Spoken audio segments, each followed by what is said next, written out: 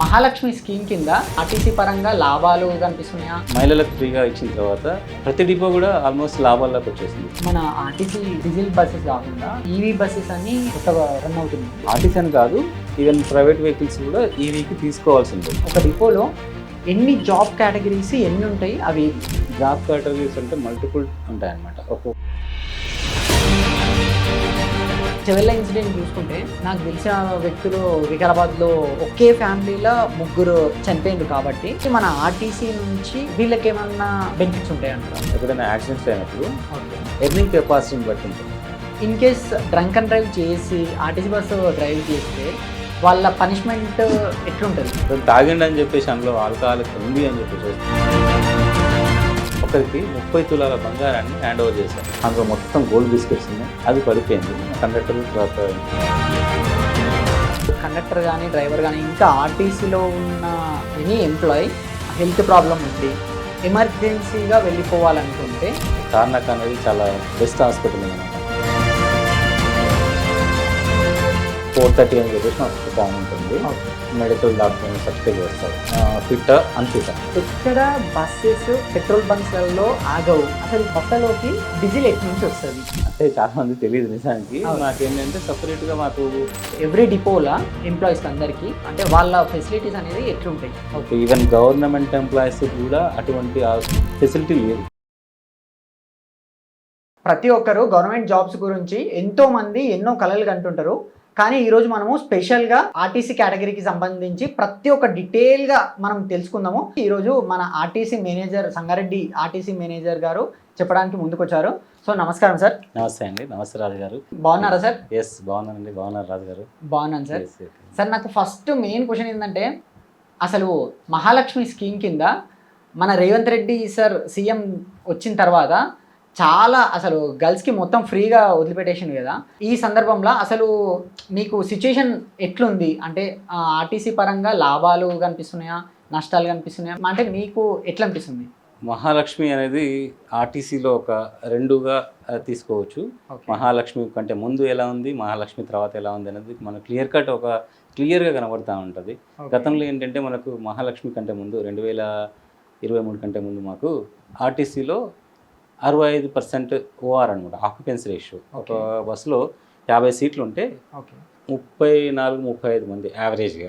అంటే ఆ విధంగా ఉంటే అది 65% మనకు ఆక్యుపెన్సీ రేషియో ఉంటుంది అనమాట. అలాంటిది ఇప్పుడు ఉన్నటువంటి పరిస్థితిలో 100% ఆక్యుపెన్సీ రేషియో అనేది దాటిపోయింది. అంటే అప్పుడు మనకు 65%, 70% ఒక్కొక్క డిపోలో ఉంటే మనం ప్రతి ఒక్కరిని కూడా పిలిచి మరీ బస్ స్టాపుల్లో పిలిచి మరీ ఎక్కించుకోవడము, మన బస్సులు ఫిల్ చేయడానికి. అప్పుడు ఎందుకంటే నష్టాల్లో ఉంటుండే, చాలా నష్టాల్లో ఉంటుండే. మినిమం మనకు 75-80% ఓఆర్ వస్తే కానీ తప్పితే ఆర్టీసీ మనగడ అనేది కష్టం ఉంటుండే. అలాంటిది ఇప్పుడు 100% ఓఆర్ దాటినటువంటి డిపోలు చాలా ఉన్నాయి. అంటే మహిళలకు ఫ్రీగా ఇచ్చిన తర్వాత అసలు ఎంత గ్రోత్ అయిందంటే ఆర్టీసీలో ఒక 2.5 years మొత్తం అంతా కూడా ప్రతి డిపో కూడా ఆల్మోస్ట్ లాభాల్లోకి వచ్చేసింది ఇప్పుడు. అలాంటి సిచ్యువేషన్లో ఉంది మనకు. నిజంగా మహిళలకు ఇది ఒక వరం లాంటిది. అంత ఉపయోగపడుతుంది. ఎందుకంటే మహిళల యొక్క సాధికారత కోసం అని చెప్పేసి ప్రభుత్వం ఏదైతే తీసుకొచ్చిందో అది నిజంగా వండర్ఫుల్. ఇది దానివల్ల ఏమవుతుందంటే వారికి సామాన్యులకు కూడా ఒక శాలరీ ఒక 8,000, 9,000, 10,000 సంపాదించేటువంటి వాళ్ళు ఎంప్లాయీస్ అయితే చిన్న ఎంప్లాయీస్ వాళ్ళు 2-3 వేల రూపాయలు సేవ్ చేసినట్టే వాళ్ళు. అట్లాగే మిగతా లాంగ్ వెళ్ళేటువంటి వాళ్ళు కూడా రెగ్యులర్ ఎంప్లాయీస్ ఉన్నారు. ఒక్కొక్కరికి 4-5 వేలు, 8 వేల వరకు కూడా మంత్లీ సేవ్ అవుతుందంటే ఆ సేవ్ అయినటువంటిది ఖచ్చితంగా వాళ్ళ ఫ్యామిలీకి ఎక్కడో విధంగా ఉంటుంది. ఇంకొకటి దీనిలో ముఖ్యంగా ఏంటంటే గతంలో మహిళలు ఎక్కువ మటుకు ఆటోల్లో ప్రయాణించేవాళ్ళు. ఆటోల్లో కిక్కిరిసి ఒక్కొక్క 15 మంది అట్లా వెళ్ళేటువంటి వాళ్ళు. ఇప్పుడు మహిళలకు అలాంటి అవసరం పడట్లేదు. మగవారి పక్కనే అట్లా కూర్చొని ఆ విధంగా అలాంటి లేకుండా గర్వంగా వాళ్ళకంటూ ఆర్టీసీలో వెళ్ళడానికి ఒక మంచి పథకంలాగా ఇది మహాలక్ష్మి అనేది రావడం జరిగింది. దీనివల్ల అటు ప్రభుత్వానికి కానీ మనకు ఆర్టీసీకి కానీ ఇటు మహిళలకు కానీ నిజంగా చాలా ఉపయోగపడుతూ ఉంది. అవును సార్. ఇప్పుడు ఆర్టీసీ అంటే ఈ మహాలక్ష్మి స్కీమ్ వచ్చిన తర్వాత ఈ బస్సులల్లో గొడవలు కానీ అంటే గర్ల్స్కే చాలామంది సీట్స్ గురించి ఫ్రీ బస్సెస్ ఉన్నాయి కాబట్టి గొడవలు చాలా కనిపించినాయి. అప్పుడు అంటే దీని గురించి ఏం చెప్తారు మీరు? అంటే స్టార్టింగ్లో ఎలా ఉంటుందంటే అవగాహన అనేది లేకుండా చాలామంది ఉచితంగా ఉన్నది కదా అని చెప్పేసి అవసరం ఉన్నా లేకున్నా స్టార్టింగ్లో చాలామంది ట్రావెల్ చేశారు. ఓకే. రాను రాను ఏమైందంటే వాళ్ళకు అవసరం ఉన్నంత వరకు ఎవరైతే అవసరం ఉంటున్నారో వాళ్ళు వెళ్తూ ఉన్నారు. దానివల్ల కొద్దిగా అవగాహన వచ్చింది. ఈ సోషల్ మీడియాలో కూడా ఈ విధంగా గొడవలు అవుతున్నాయి అది అని చెప్పి చాలా వైరల్ అయింది. దాంతో ఏంటంటే ప్రజల్లో కూడా అవేర్నెస్ అనేది వచ్చింది. ఎందుకు ఈ చిన్న చిన్న విషయాలకు సీటు గురించి గొడవ పడాల్సింది, నువ్వు కాకుంటే నువ్వు అని చెప్పి అడ్జస్ట్మెంట్ అవుతూ వెళ్ళిపోతూ ఉన్నారు. ఎందుకంటే మనకున్నటువంటి సీట్స్ 59 ఒక 10,000 తీసుకుంటే, కానీ ఒక్కొక్కసారి వీక్ టైంలో 100 కూడా దాటుతున్నటువంటి సందర్భాలు ఉన్నాయి. అందులో 100లో ఒక్కొక్కసారి 65-70 మంది కూడా మహిళలు వెళ్తున్నారు. మిగతా 30-35 మంది వరకే జెంట్స్ వెళ్తున్నటువంటి సందర్భాలు మనకు కనబడుతూ ఉంటాయి. కాబట్టి వాళ్ళ అండర్స్టాండింగ్లో ఇప్పుడు గొడవలు అనేది చాలా మటుకు తగ్గిపోయినాయి. మనకు స్టార్టింగ్లో మహాలక్ష్మి పథకం వచ్చినప్పుడు ఆల్మోస్ట్ నాకు ప్రతిరోజు కూడా బస్సులో కంప్లైంట్స్, ఈ విధంగా గొడవలు అవుతున్నాయని చెప్పేసి న్యూస్ పేపర్స్లో రావడము ఇవన్నీ జరుగుతూ ఉండేవి. రాను ఇప్పుడు ఎక్కడ కూడా గొడవలు అనేది లేదు. ఎవరో అప్పుడున్నప్పుడు జరిగినాయి, ఇప్పుడున్నప్పుడు ఏదో సీటు గురించి చిన్న చిన్న విషయాలు ఎప్పుడైనా జరుగుతాయి, కానీ అలాంటిది లేదు. ఇప్పుడైతే చాలా మటుకు సామరస్యపూర్వకంగా వాళ్ళు కూడా ట్రావెల్ చేస్తూ ఉన్నారు. ఎందుకంటే అనుభవం అయిపోయింది. ఇప్పుడు 2.5 yearsలో వాళ్ళు కూడా చాలా మెచ్యూర్డ్గా ట్రావెల్ చేస్తూ ఉన్నారు. ఓకే సార్, ఇప్పుడు మన ఆర్టీసీ విషయానికి వస్తే కండక్టర్స్కి కానీ డ్రైవర్స్కి కానీ అసలు చాలా వరకు జీతాల గురించి ఇప్పుడు అయితే చాలా ధర్నాలు జరుగుతున్నాయి. సో ఇప్పుడు రీసెంట్గా జరిగిన ధర్నా గురించి మనం శాలరీ హైక్స్ గురించి కానీ ఆర్టీసీలో గవర్నమెంట్ విలీనం గురించి కానీ మీరేం చెప్తారు? ఆర్టీసీలో ఏంటంటే ఎంప్లాయీస్కు శాలరీస్ అనేది కొంచెం ఉన్నంత వరకు ఏంటంటే మిగతా డిపార్ట్మెంట్స్ వాళ్ళు పోల్చుకున్నప్పుడు కొంచెం తక్కువగా ఉంది అనేటువంటిది ఉంటుంది. అందులో ఏంటంటే మనకు 2021 సంబంధించినటువంటి పిఆర్సీది, దానికి సంబంధించి పిఆర్సీ కాబట్టి ఆల్మోస్ట్ 5 years అయిపోయింది. ఇంకా మాకు రావాలి అన్నట్టు ఎవరికైనా ఫైనాన్షియల్ బెనిఫిట్ కొంచెం ఉంటే బాగుంటుంది అనేటువంటి ఒక ఆలోచన ఉంటుంది. కాబట్టి వాళ్ళు కొన్ని రకాలైనటువంటి యూనియన్స్లాగా ఫామ్ అయ్యేసి వాళ్ళు డిమాండ్స్ కోసం అని చెప్పేసి చేయడం జరిగింది. అందులో ప్రభుత్వం వైపు నుంచి వెళ్ళి కానీ ఆర్టీసీ వైపు నుంచి వెళ్ళి కానీ వాళ్ళకు పిలిపించేసి మాట్లాడి ఎటువంటి స్ట్రైక్ కాకుండా, స్ట్రైక్ అయిందనుకో మనకు ఫస్ట్ ఇంపాక్ట్ అయ్యేది ప్రయాణికుల మీద. ఎందుకంటే బస్సులు ఆగిపోయినాయంటే వాళ్ళ యొక్క రోజువారీ జర్నీ అనేది ఇబ్బంది అవుతూ ఉంటుంది. అలాంటి ఉండకుండా ఉండాలని చెప్పేసి ప్రభుత్వ పరంగా కూడా యాజమాన్య పరంగా కూడా చాలా చర్యలు తీసుకోవడం జరిగింది. కానీ కొన్ని రకాల అనివార్య కారణాల వల్ల ఇక వాళ్ళు ఒక 1 month కూడా డేట్ ఇచ్చేసి లోపల సాల్వ్ చేస్తామన్నారు. కానీ వాళ్ళ ఆలోచన విధానం కూడా అలా ఉంటుంది.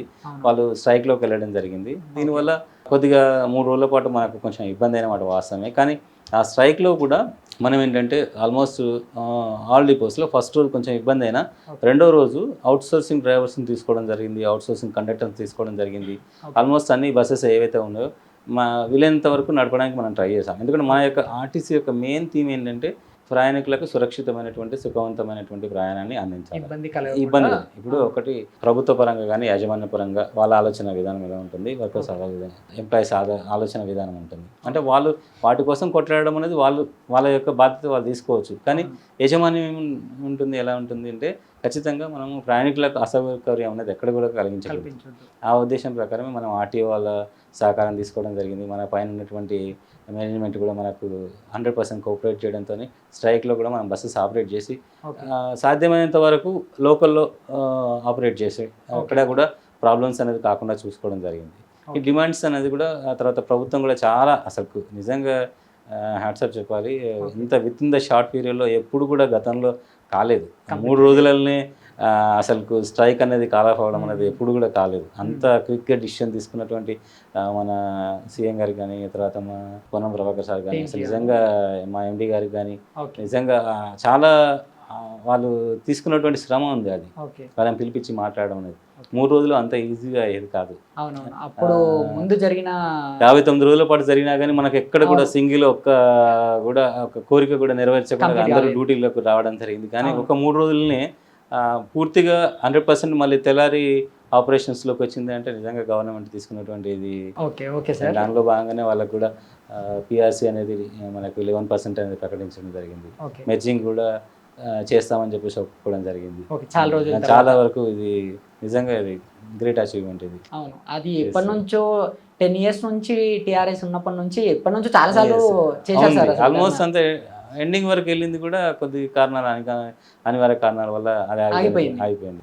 ఓకే సార్, ఇప్పుడు మనము ఆర్టీసీ ఎవ్రీ డిపోలా ఎంప్లాయీస్కి అందరికీ మీ ఫెసిలిటీస్ అనేవి ఎట్లా ప్రొవైడ్ చేస్తారు, అంటే వాళ్ళ ఫెసిలిటీస్ అనేది ఎట్లుంటాయి? అంటే మనకి వచ్చేసి ఎంప్లాయీస్ పరంగా ఎంప్లాయీ వెల్ఫేర్ అనేది మన ఆర్టీసీ అనేది చాలా ఫస్ట్ ఉంటుంది. ఎంప్లాయీస్కి వెల్ఫేర్ విషయంలో కూడా ఓకే ఎక్కడ కూడా అందులో కాంప్రమైజ్ అటువంటివి ఉండదు. తార్నాక అనేది చాలా బెస్ట్ హాస్పిటల్ అనమాట.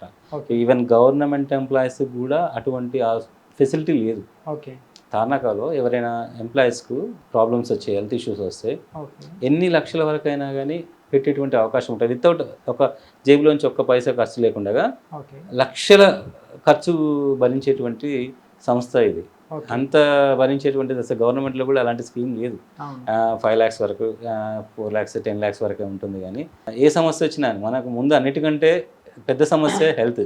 అవును మిగతా అంతా ఫైనాన్షియల్ ఉన్నది మనకు ఎంప్లాయీస్ ద్వారా వస్తుంది. కానీ అవును. ఎప్పుడైనా మేజర్ సమస్య వచ్చినప్పుడు ఇంట్లో ఉన్నటువంటి డబ్బులన్నీ కూడా అమ్ముకోవాల్సి వస్తుంది, అన్ని అప్పులు కూడా ఆస్తులు కూడా అమ్ముకోవాల్సి వస్తుంది. అవును అలాంటిది ఆర్టీసీలో ఉన్నటువంటి తార్నాక అనేది చాలా మనకు యూస్ఫుల్గా ఉంటుంది. మెడిసిన్ పరంగా కానీ ఏ జబ్బు వచ్చినా ఇంతకుముందు ఏంటంటే మామూలుగా ఉంటుండే. ఈ ప్రభుత్వం మనకు వచ్చిన తర్వాత మా గత ఎండి గారు కానీ ఇప్పుడున్నటువంటి ఎండి గారు కానీ మొత్తం సూపర్ స్పెషాలిటీ హాస్పిటల్ తయారు చేశారు దాన్ని. ఓకే ఎంత అంటే మనకు ఈవెన్ కార్డియాకి సంబంధించినటువంటి ప్రాబ్లమ్స్ కానీ మిగతా సమస్యలన్నీ కూడా అక్కడ మనకు ట్రీట్మెంట్ అనేది ఇవ్వడం జరుగుతుంది. అడ్వాన్స్ టెక్నాలజీకి సంబంధించినటువంటి మెషినరీ తీసుకురావడం జరిగింది. ఇంకొకటి ఏంటంటే ఇంతకుముందు ఆర్టీసీ ఎంప్లాయీస్ మాత్రమే వెళ్ళేవాళ్ళు. ఓకే ఇప్పుడు అవుటర్స్ కూడా మనకు ఓపీ తీసుకొని అక్కడ తార్నాకలో చూపించుకుంటున్నారంటే ఆ ఫెసిలిటీస్ అనేది ఎంత బెటర్ చేశారనేది మనం ఒకటి చూసుకోవచ్చు. దాంతోపాటుగా మనకు డిస్పెన్సరీస్ కూడా మన ఎవ్రీ డిస్టిక్లో ఉంటుంది. ఒక డిస్పెన్సరీ అనేది ఉంటుంది. అది కొద్దిగా ఏదో మెడిసిన్ ఇవ్వడానికి అట్లా ఉంటుంది. అలాంటిది ప్రతి డిస్పెన్సరీని కూడా అప్గ్రేడ్ చేశారు. చాలా రకాలైనటువంటి టెస్టులు ఇక్కడ మన డిస్పెన్సరీలో చేయడం జరుగుతూ ఉంది. ఇప్పుడు మెడిసిన్ కూడా ఇక్కడ అందుబాటులో పెట్టారు. ఇక్కడే అంటే చిన్న చిన్న వాటికి ప్రతిసారి తార్నాకకి వెళ్ళాలంటే వాళ్ళకు కూడా ఇబ్బందిగా ఉంటుంది కాబట్టి డిస్ట్రిక్ట్ హెడ్ క్వార్టర్స్లో కూడా పెట్టడం జరిగింది. అదేవిధంగా గ్రాండ్ హెల్త్ ఛాలెంజ్ అని చెప్పేసి గతంలో ప్రతి ఎంప్లాయీకి మొత్తం ఒక 20 రకాలైనటువంటి టెస్టులు చేశారు మొత్తం హెల్త్ ఇష్యూస్కి సంబంధించి. అంటే ఎంప్లాయీ అంటే మామూలుగా రొటీన్గా చేసుకుంటూ పోవడం కాకుండా ఒక టైంలో హెల్త్ ఎలా ఉంది అనేది ఒకసారి చెక్ చేస్తే ఫ్రీ ఆఫ్ కాస్ట్లో, ఒక్క సింగిల్ ఎన్పి తీసుకోకుండా ఫ్రీ ఆఫ్ కాస్ట్లో వాళ్ళకు చెక్ చేయడం వల్ల వారి యొక్క ప్రాబ్లమ్స్ ఉన్నాయనుకో ముందుగానే మనకు ఐడెంటిఫై అవుతాయి. సుమారుగా 180 మంది వరకు సీవియర్ కేసెస్ ఐడెంటిఫై చేసి వాళ్ళకు ట్రీట్మెంట్ అనేది లభించింది. అంటే ఆల్మోస్ట్ వాళ్ళకి తెలియదు, నేను బాగున్నా అనుకుంటారు కానీ అది ఏ స్టేజ్లో ఉందో తెలియదు. కాబట్టి కార్డియాక్ అరెస్ట్ అయిన వాళ్ళు అలాంటి వాళ్ళందరికీ కూడా ట్రీట్మెంట్ అనేది ఇచ్చి వాళ్ళకు లైఫ్ అనేది ఇవ్వడం జరిగింది. ఓకే సార్, యాక్సిడెంట్ ఇన్సిడెంట్స్ చూసుకుంటే ఇప్పుడు ఎగ్జాంపుల్గా చెవెళ్ళ ఇన్సిడెంట్ చూసుకుంటే నాకు తెలిసిన వ్యక్తులు వికారాబాద్లో ఒకే ఫ్యామిలీలో 3 ఇన్సిడెంట్ అయ్యింది. సో ఇలా ఇప్పుడు మన గవర్నమెంట్ వెహికల్లో చనిపోయిండ్రు కాబట్టి అది మన చేతిలో లేదు, బట్ మన వెహికల్లో చనిపోయిండ్రు కాబట్టి మన గవర్నమెంట్ నుంచి మన ఆర్టీసీ నుంచి వీళ్ళకి ఏమన్నా బెనిఫిట్స్ ఉంటాయంటారా? అంటే యాక్చువల్గా మీరు అంటే చెవెళ్ళ ఇన్సిడెంట్లో అది ఆర్టీసీ అనేది మనకు కనబడుతుంది కానీ తప్పు నిజంగా ఆ టిప్పర్ వాళ్ళది. టిప్పర్ వాళ్ళది. అతను ఏంటంటే ఓవర్ స్పీడింగ్తో అసలు రావడము, తర్వాత అతను ఓవర్లోడ్ అనేది ఎక్కువ మటుకు ఏంటంటే చనిపోయిన వాళ్ళంతా కూడా అందులో ఉన్నటువంటి కంకర అనేది పడడం వల్లనే చనిపోయింది. మనకు యాక్సిడెంట్ కంటే కూడా దాని ఇంపాక్ట్ ఎక్కువ ఉంది. అలాంటి ఇన్సిడెంట్లో కూడా మనకి ఎట్లుంటుందంటే వెంటనే ప్రభుత్వం కూడా స్పందించేసి అక్కడ ఉన్నటువంటి వాళ్ళకు ఎక్స్గ్రేషియా అనేది ఇవ్వడం జరిగింది. దీంతో పాటుగా మనకు యాక్సిడెంట్ ఎట్లుంటుందంటే ఎప్పుడైనా యాక్సిడెంట్స్ అయినప్పుడు వాళ్ళ యొక్క ఎర్నింగ్ కెపాసిటీని బట్టి ఉంటుంది అనమాట. కోర్ట్స్ ఇప్పుడు ఏంటంటే గతంలో 5 లక్షలు 10 లక్షలు అట్లా ఇచ్చేది, ఇప్పుడు అలా లేదు. ఒక ఫార్ములా అనేది డిజైన్ చేశారు. వాళ్ళ లైఫ్ లాంగ్లో వాళ్ళు ఎర్నింగ్ చేసేటువంటి కెపాసిటీ ఒకవేళ అతను ఉండుంటే ఎంత చేసేవాడు, ఎంత ఖర్చు ఉంటుంది అని తీసేసి అతనికి ఇవ్వాలి అనేటువంటిది ఒక ఫార్ములా అనేది ఇవ్వడం జరిగింది. దాని ప్రకారం మనము పే చేస్తున్నాం. ఇప్పుడు ఒక్కొక్క ఇన్సిడెంట్లో సాఫ్ట్వేర్ అయితే ₹1,00,00,000 వరకు కూడా పే చేసినటువంటి సందర్భాలు ఉన్నాయి. ₹1,00,00,000 వరకు కూడా అట్లాంటి ఇన్సిడెంట్స్ కూడా ఉన్నాయి. 30 లక్షలు, 40 లక్షలు, 50 లక్షలు.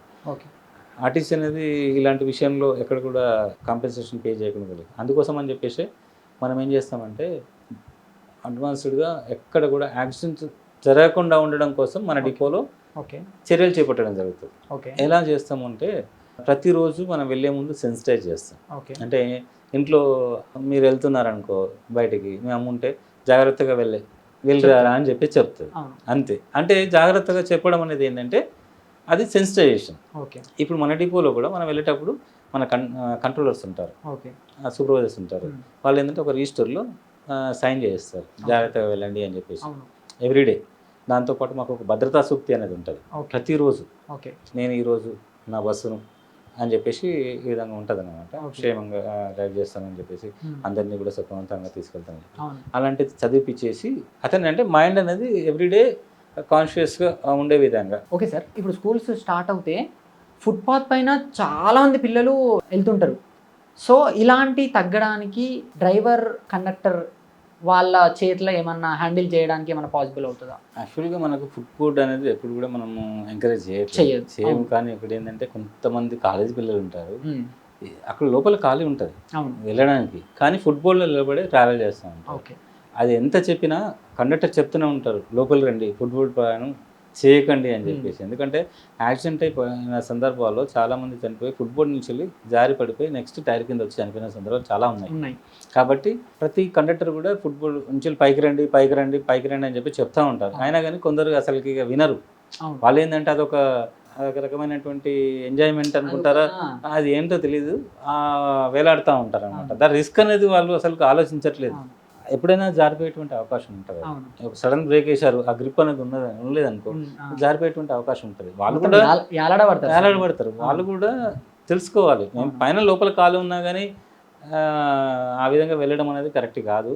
దీనికోసం అని చెప్పేసి మేము కండక్టర్స్ కూడా మా గేట్ మీటింగ్స్లో సెన్సిటైజ్ చేస్తూ ఉంటాం.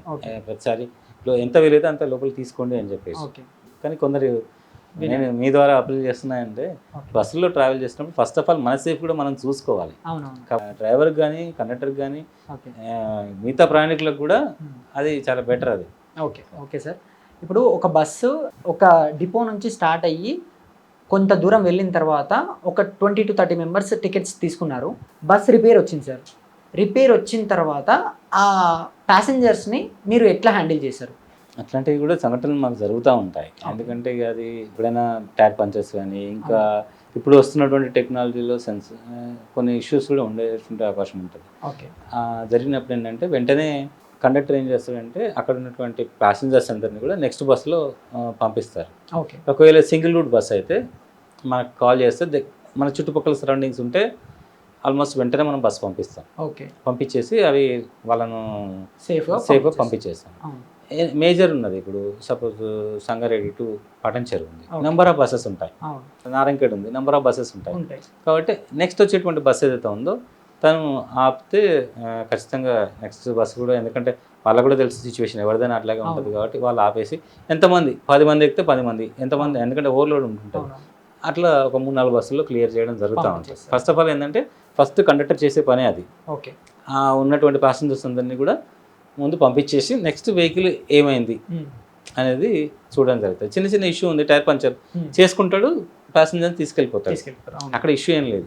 తన చేతిలో లేనటువంటి పరిస్థితిలో ఉండి మాకు కాంటాక్ట్ అవుతాడు. ఈ విధంగా ఇష్యూ మాకు వెంటనే డిపోకి కాల్ చేస్తారు. ఏదైనా ఇష్యూ కాగానే మాట్లాడతారు, లేదా మాకు దగ్గరలో ఉంది వెంటనే మెకానిక్ని పంపిస్తాం. అట్లా కూడా కుదిరినటువంటి పరిస్థితుల్లో ప్యాసింజర్ను ఆ విధంగా పంపించడం జరుగుతుంది. మన ఆర్టీసీలో కండక్టర్ డ్రైవర్ కమ్యూనికేషన్ కరెక్ట్ లేక వాళ్ళిద్దరూ ఎప్పుడైనా గొడవ పడి మీ వరకు వచ్చిన కంప్లైంట్స్ ఏమైనా ఉన్నాయా? అంటే గొడవ పడడం అంటే చాలా చిన్న చిన్నవి ఉంటాయి. ఓకే, ఒక్కొక్కసారి ఎట్లా ఉంటుంది అంటే కండక్టర్ ఎక్కడ ఆపమంటారు. ఆపమన్నప్పుడు సరిగా అతను వినలేదనుకో, వెళ్ళగొట్టినప్పుడు ఇతను ఏదో అంటాడు. అక్కడ ప్రయాణికుడు కూడా ఎవరిని అంటాడు, ఫస్ట్ కండక్టర్ను ఆపలేదని చెప్పేసి అంటాడు. ఒక్కోసారి కండక్టర్ మీదకి అతను గొడవ పడడం ఏదో జరుగుతుంది. ఆ సందర్భంలో ఆ కండక్టర్ ఏమనుకుంటాడు, నేను కరెక్టే చేశాను, డ్రైవర్ చేయలేదు కదా అని చెప్పేసి అతనితో అలాంటి ఇష్యూస్ వచ్చినప్పుడు ముందు మేము కౌన్సిలింగ్ చేస్తాం. ఇద్దరిని కూర్చుండబెట్టేసి మనము జోడీ అనమాట. ఆర్టీసీలో కాన్సెప్ట్ ఏంటంటే జోడీ అనేది కాన్సెప్ట్ ఉంటుంది మనకు. ఎన్నో ట్రైనింగ్ సెషన్స్ ఇవ్వడం జరిగింది ఆర్టీసీ కండక్టర్ డ్రైవర్లకు. అందులో జోడీ కాన్సెప్ట్ అనేది మెయిన్ అనమాట. ఎట్టి పరిస్థితుల్లో కూడా వాళ్ళ మధ్యలో అలాంటివి రాకూడదు. వస్తే మాత్రం మా దగ్గరికి వచ్చిందంటే వెంటనే వాళ్ళకు క్లియర్గా కౌన్సిలింగ్ ఇవ్వడం జరుగుతుంది, ఒక రికార్డులో రాయించడం జరుగుతుంది. మళ్ళీ ఇలాంటి పొరపాట్లు చేయమని చెప్పేసి ఇలా వాళ్ళకు ఖచ్చితంగా మనకు ఎక్కడ కూడా సమస్యలు ఉండకుండా చూసేటువంటి బాధ్యత అంటే యాజ్ ఎ డిపో మేనేజర్గా మనం తీసుకోవాల్సినటువంటి అవసరం ఉంటుంది. ఓకే సార్, ఇప్పుడు టీఆర్ఎస్ ఉన్నప్పుడు మీ ప్రెషర్ అనేది ఎట్లుంది, ఇప్పుడు కాంగ్రెస్ వచ్చిన తర్వాత ఈ మహాలక్ష్మి పథకం వచ్చిన తర్వాత మీ ప్రెషర్ అనేది ఎట్లుంది? మాకు బేసికల్గా ఆర్టీసీలో ఏంటంటే పని చేసేటువంటి అలవాటు అనేది ఫస్ట్ బేసిక్గా ఉంటుంది. ఓకే. కాబట్టి ప్రెషర్ అనేది మేము ఎప్పుడు కూడా తీసుకోలేదు. మాకు వచ్చినటువంటి సమస్యలను ప్రతిదాన్ని అనలైజ్ చేస్తూ ఎట్లా దాన్ని ఓవర్కమ్ అవుతూ వెళ్ళాలి అనేది ఎప్పటికప్పుడు మేము చూస్తూ ఉన్నాం. గతంలో ఉన్నప్పుడు కూడా రకరకాల సమస్యలు ఉంటాయి. మాకు అప్పుడు ఉన్నప్పుడు మా సమస్య ఏంటంటే ఆక్యుపెన్సీ రేషియో పెంచుకోవాలి. ఓకే. ఎందుకంటే 65 to 70% అనేది ఆక్యుపెన్సీ ఉందంటే సంస్థ మనగడ కావాలంటే మేము ప్రతి పైసను సంపాదించాల్సిందే. దానికోసము కండక్టర్లకి ఏంటంటే హాల్ట్ అండ్ గో అని చెప్పేసి షౌట్ ఆన్ లౌడ్ అంటే షౌట్ అంటే గట్టిగా అరిచి పిలిచి ఎక్కించుకోవాలి. ఓకే. ఓకేనా, మర్యాదపూర్వకంగా వాళ్ళతో మాట్లాడాలి. ఓకే. ఇవన్నీ కూడా చెప్తూ వాళ్ళను ప్రతి సర్వీస్ యొక్క టార్గెట్ను వాళ్ళు అచీవ్ అయ్యే విధంగా మేము చూసుకోవాల్సి వస్తుండే. ఓకే. అది ఒక రకమైనటువంటిదే. అవును. అప్పుడేం ప్రెషర్ లేదు అనేది ఏమి ఉండదు మనకి. ఎందుకంటే ఎర్నింగ్స్ అనేది సంస్థకు రావాలి, ఎట్లా రావాలి అనేది ప్రతిసారి మనం చూస్తూ ఉంటాం. కాబట్టి ఆ విధమైనటువంటి సిచ్యువేషన్ అప్పుడు ఉంది. ఇప్పుడు ఏంటంటే ఆటోమేటిక్గా మహాలక్ష్మి అనేది వస్తూ ఉన్నారు, ఎక్కుతూ ఉన్నారు. మనకు మా పురుషులు కూడా కొంత వరకు ఏంటంటే రిఫ్లెక్ట్ అయింది. ఓకే. ఎక్కువ మటుకు ఏంటంటే మహిళలు ఎక్కువ అయ్యేసరికి పురుషులు కూడా కొంచెం బస్సులో సీట్స్ ఉండట్లేదు అనేటువంటి కొంచెం కాన్సెప్ట్ రిఫ్లెక్ట్ అయిన విషయం ఉంది. వాళ్ళు కూడా పర్సనలైజ్డ్ వెహికల్స్ అనేది కొంచెం యూజ్ చేస్తున్నారు. దానికోసం అని చెప్పేసి కూడా మేము మా కండక్టర్స్కు డ్రైవర్స్కు ఫేర్ పేడ్ అనేది ఎక్కువ తీసుకురావాలి. అంటే ఎక్కడ కూడా ఎవరైనా పురుషులు కానీ ఎవరైనా సరే చేయతీరంటే వాళ్ళని ఎక్కడ కూడా వదిలిపెట్టకూడదు అనేటువంటి చెప్పడం జరుగుతూ ఉంటుంది. ఎప్పటికప్పుడు కొత్త సమస్యలే ఉంటాయి, దాన్ని ఓవర్కమ్ కావడానికి చూస్తాం. కానీ ప్రెషర్ అనేది ప్రభుత్వ పరంగా కానీ మనకి ఎటువంటి ఏముండదు. మనకు అల్టిమేట్గా అప్పుడైనా ఇప్పుడైనా ప్యాసింజర్కు ద బెస్ట్ ఇవ్వడానికి మనం ట్రై చేస్తూ ఉంటాం. అప్పుడు ఉన్నటువంటి సిచ్యువేషన్లు ఏంటంటే మనకు కొంచెం పాత బస్సులు అనేది ఉండే, చాలా పాత బస్సులు ఉంటుండే. అలాంటప్పుడు కొంచెం ఇబ్బంది అయినటువంటి సందర్భాలు కూడా ఉన్నాయి. ఇప్పుడు ఏంటంటే మహాలక్ష్మి పథకం వచ్చిన తర్వాత అసలు అన్బిలీవబుల్, చాలా ప్రతి డిపోలో కొత్త బస్సులు వచ్చాయి. ఓకే. అసలు మా డిపోలో తీసుకుంటే సుమారుగా 70 బస్సుల వరకు కొత్త బస్సులు వచ్చినాయి. దానివల్ల ఏమైందంటే సిట్టింగ్ కెపాసిటీ కూడా పెరిగిపోయింది. 55 సీట్ల నుంచి 59 సీట్లు పల్లె మంచి విశాలంగా ఉంది ఇప్పుడు. ఓకే. కాబట్టి ప్రయాణికులకు కూడా అటు కన్వీనియంట్ ఉంది, అటు డ్రైవర్ కండక్టర్ కూడా కంఫర్ట్ ఉంది. డ్రైవర్ కూడా చాలా కంఫర్ట్ పెరుగుతుంది. పాత బస్సులను ఆ విధంగా డ్రైవ్ చేసిన దానికి కొత్త బస్సు డ్రైవింగ్ చేసిన దానికి చాలా తేడా ఉంటుంది. అందులో BS4, BS3 వెహికల్స్, ఇప్పుడు BS6 వెహికల్స్, అడ్వాన్స్డ్ వెహికల్స్. కాబట్టి వాళ్ళకు కూడా చాలా కంఫర్ట్ ఉంది. కొత్త బస్సులు కూడా చాలా వచ్చాయి. ఇట్లా ప్రతి డిపోలో రావడం జరిగిందనమాట. ప్యాసింజర్స్ కూడా వాళ్ళు చాలా కంఫర్ట్గా ఫీల్ అయ్యేసి వాళ్ళు కూడా హ్యాపీ ఫీల్ అవుతాం. ఈవెన్ అంత క్రౌడ్ ఉన్నా కానీ ఎప్పుడు కూడా ఎంత వెళ్తున్నాము అనేటువంటి ఫీలింగ్ లేదు. ఎందుకంటే ఇంతకుముందు ఆటోలో తప్పని పరిస్థితుల్లో వాళ్ళు వెళ్ళాల్సి వచ్చేది. 15 మంది దాకా వెయిట్ చేసేసి చాలా మటుకు మహిళలు ఆటోలో వెళ్ళేవాళ్ళు. మీరు గమనించారో లేదో కానీ ఆటోలో ఇప్పుడు కొద్దిగా మహిళలు ప్రయాణించేటువంటిది ఆటోలో లేదు. అసలు చాలా తక్కువ సార్, 90% అసలు ఆటోలో అవాయిడ్ చేశారు. అసలు లేదు, బస్ కోసం వెయిట్ చేస్తున్నారు. వాళ్ళు చెప్తున్నారు లోపల ప్లేస్ ఉంది కదా వెళ్ళండి అని చెప్పేసి. అంటే అట్లాంటి సిచ్యువేషన్ మనకు ఇప్పుడు వచ్చింది. అంతే. గ్రేట్ అసలు. Okay. Okay, thank you sir. అయితే ఇప్పుడు కండక్టర్ కానీ డ్రైవర్ కానీ జాబ్స్ కొట్టాలంటే మనం ఎట్లా స్టార్ట్ చేయాలంటారు? అంటే మనకు వచ్చేసి కండక్టర్స్ సంబంధించి బేసిక్ 10th. ఓకే. అంతే. క్వాలిఫికేషన్ వచ్చేసి 10th. మనకు నోటిఫికేషన్ పడ్డప్పుడు ఏంటంటే అందరూ అప్లై చేసుకోవాల్సి వస్తుంది. అంటే నోటిఫికేషన్ ఇప్పుడు పడుతుంది అని ఎట్లా తెలుస్తుంది మనకు? నోటిఫికేషన్ మొన్న డ్రైవర్స్ నోటిఫికేషన్ చేసి ఇచ్చారు, శ్రామికులకు ఇచ్చారు. కొన్ని వేల మంది 25,000 మంది డ్రైవర్లు మనకు అప్లై చేసుకోవడం జరిగింది రాష్ట్ర వ్యాప్తంగా. 1350 పోస్టులు అంటే ఉన్నాయి మనకు. కానీ 25,000 మంది డ్రైవర్స్ అప్లికేషన్ చేసుకున్నారు ఇప్పుడు. అంటే మనకు ఆన్లైన్లో ఇస్తున్నారు, ఎప్పటికప్పుడు ఇన్ని పోస్టులు పడుతున్నాయి పేపర్లో ఇస్తున్నారు, సోషల్ మీడియాలో వస్తుంది. కాబట్టి ఎక్కడైనా సరే పోస్టులు పడ్డాయి అంటే వెంటనే మనం ఆర్టీసీ నుంచి మనం అవేర్నెస్ అనేది తీసుకురావడం జరుగుతుంది. దాన్ని ఆన్లైన్లోనే ఎక్కడ కూడా ఎట్లుంటుందంటే అంతా ఆన్లైన్ పారదర్శకంగానే వెబ్సైట్లో వాళ్ళు అప్లై చేసుకోవాల్సి వస్తుంది. ఎవరైతే మెరిట్ ఉందో కండక్టర్స్ అయితే మెరిట్, ఇంకా వేరే ఏమి ఉండదు అలాగా. తర్వాత మెడికల్లో ఉంటుంది, హైట్ అవన్నీ చూస్తారు, దాని ప్రకారం ఉంటుంది. అంటే కొన్ని ప్రిస్క్రైబ్డ్ మనకు నామ్స్ ఉంటుంది, ఏజ్ ఉంటుంది, ఇవన్నీ చూసి దాని ప్రకారం తీసుకుంటారు. డ్రైవర్స్ అనుకో ఫస్ట్ చూసేది మనకు వాళ్ళకు 1.5 year హెవీ లైసెన్స్ ఉందా, అదైన తర్వాత వాళ్ళకు చదవడం రాయడం వచ్చా, 10th క్వాలిఫికేషన్ ఇవన్నీ ఉంటాయి. అలాంటివి కూడా వాళ్ళు చూసి సెలెక్షన్ అనేది చేయడం జరుగుతుంది. ఇప్పుడు సెలెక్షన్ ప్రాసెస్ అవుతూ ఉంది. ఇప్పుడు డ్రైవర్లకు తర్వాత శ్రామికులకు ఇద్దరికి కూడా సెలెక్షన్ ప్రాసెస్ అవుతుంది. తొందరలోనే ఇప్పుడు రిక్రూట్మెంట్ అనేది అయిపోతుంది. వితిన్ 1 monthలో కొత్త డ్రైవర్స్ వస్తారు, వాళ్ళకు కూడా ట్రైనింగ్ ఉంటుంది. అయిన తర్వాత మళ్ళీ ఒక సఫిషియెంట్ ట్రైనింగ్ ఇచ్చి మనకు పంపిస్తారు. Okay okay. అంటే కండక్టర్స్కి 10th తర్వాత సపరేట్ ఇప్పుడు కండక్టర్స్ గురించి ఈ కోచింగ్ చేయాలి, ఇది చేయాలి అని ఏముంటుంది మనకి ఇక్కడ. జస్ట్ ఆన్ మెరిట్ వాళ్ళు అప్లై చేసుకోవాల్సి వస్తుంది. అందులో వాళ్ళు దాని క్రైటీరియా ప్రకారం వాళ్ళకి మార్క్స్ అనేది ఉంటుంది. నార్మల్గా ఇది ఎన్ని ఇయర్స్కి ఒకసారి కోచింగ్? అట్లా ఏం ఉండదు. చాలా సంవత్సరాలు అవుతుంది కండక్టర్ పోస్ట్ తీసుకోక. 13-14 ఇయర్స్ అయిపోతుంది అంతే. లేదు ఈ మధ్య కాలంలో బ్రెడ్ విన్నర్ స్కీమ్లో ఎవరైతే ఎంప్లాయీస్ చనిపోయి ఉంటారో వాళ్ళ పిల్లలను తీసుకోవడం జరిగింది. ఆల్మోస్ట్ కండక్టర్లు అంతా కూడా బ్రెడ్ విన్నర్ స్కీమ్లో తీసుకున్నారు. ఇప్పుడు ఏంటంటే సిటీలో మాత్రం అవుట్ సోర్సింగ్లో తీసుకుంటున్నారు. మన దగ్గర కూడా ఇప్పుడు నోటిఫికేషన్ వేసాం, టెంపరీ, ఓన్లీ టెంపరీ బేస్ మీద. అది కూడా టెంపరీలో కూడా ఎట్లా ఉంటుందంటే అప్లై చేసుకున్న వాళ్ళ హైయెస్ట్ మార్క్స్ ఎవరైతే ఉంటాయో వాళ్ళని తీసుకుంటారు. ఎక్కడ కూడా కాంట్రవర్సీ ఉండకూడదు, పారదర్శకంగా చేయాలనేటువంటి ఒక ఉద్దేశంతో. ఓకే సార్, ఇప్పుడు ఎవ్రీ డిపోలో చాలా బస్సెస్ ఉంటాయి సార్. ఇప్పుడు luxury, passenger, super luxury, express, అలా చాలా చాలా ఉంటాయి. సో నేను చూసిన 20% ఆర్ 30% బస్సెస్ గవర్నమెంట్ వెహికల్స్ అయి ఉంటాయి, మిగతా బస్సెస్ అన్నీ ప్రైవేట్ వెహికల్స్ అయి ఉంటాయి. సో ఈ ప్రైవేట్ వెహికల్స్ని గవర్నమెంట్ ఇప్పుడు డిపోలో పెట్టడానికి ప్రాసెస్ ఏముంటుంది? అంటే మనకు మన డిపో తీసుకుంటే, సంగారెడ్డి డిపో తీసుకుంటే మన దగ్గర ఉన్నటువంటి వెహికల్స్ ఆర్టీసీ 90 వెహికల్స్ ఉన్నాయి. Okay, 90 vehicles. Hire vehicles only 89. Okay, అంటే ఇక్కడ తక్కువగా ఉన్నాయి. అంటే ఒక్కొక్క డిపోలో వేరియేషన్ ఉంటుంది. మనకి ఏంటంటే టెండర్ నోటిఫికేషన్ అనేది ఇస్తారు. ఓకే, కానీ ఈ మధ్యకాలంలో అసలు ఇవ్వట్లేదు టెండర్స్ అనేది.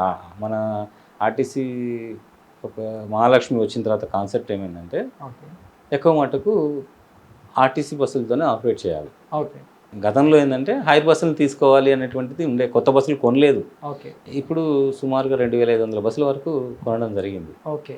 ప్రైవేట్ వాళ్ళకంటే హైర్ బస్సుల కంటే ఆర్టీసీనే ఎక్కువ తీసుకోవాలి అనేటువంటి ఒక ఉద్దేశం మనకి.